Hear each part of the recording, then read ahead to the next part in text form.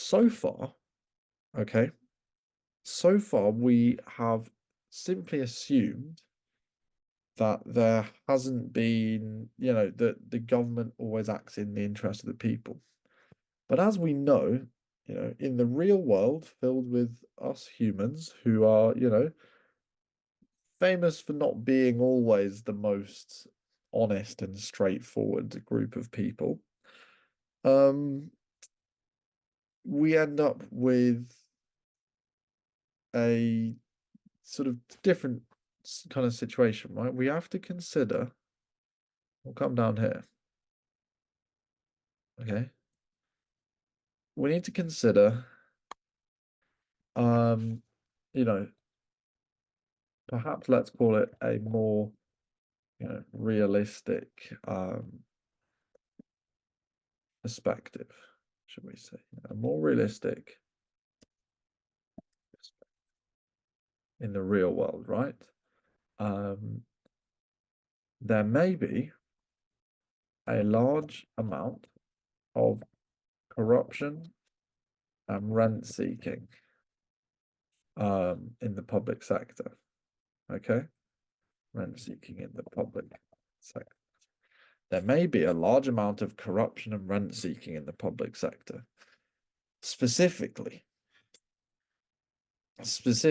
we may find, governments becoming more and more desperate to make sure they stay in power for as long as possible, such that they can continue to enact their most preferred policies, and always see, their own benefits from it, right?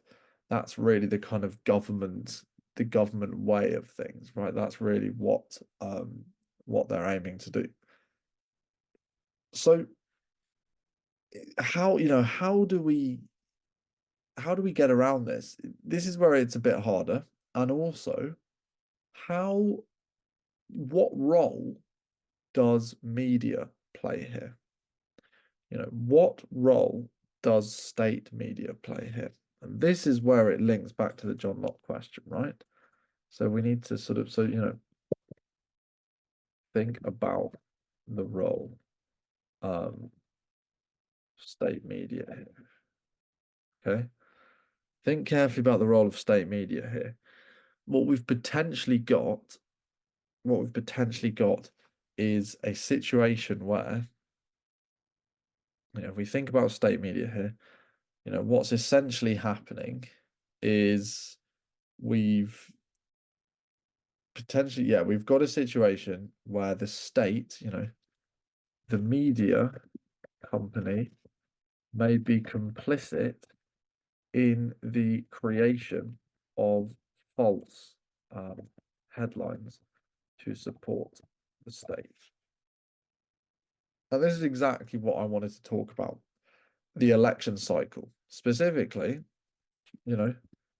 during, during election cycles, the media company may broadcast information that favors, oh, sorry. It may broadcast information that favors, it may broadcast information that favors, favors the, let's call it incumbent government, right?